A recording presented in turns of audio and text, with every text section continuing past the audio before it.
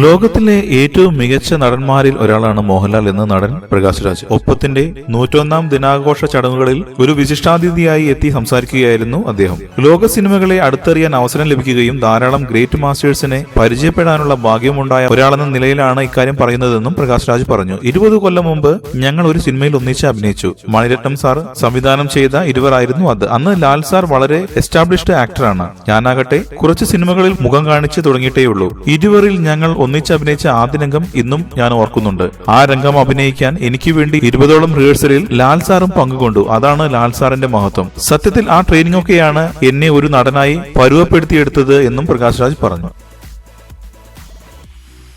കൂടുതൽ സിനിമാ വാർത്തകൾക്കും വിശേഷങ്ങൾക്കും ഇപ്പോൾ തന്നെ സബ്സ്ക്രൈബ് ചെയ്യൂ മലയാളം ക്രിയേഷൻസ്.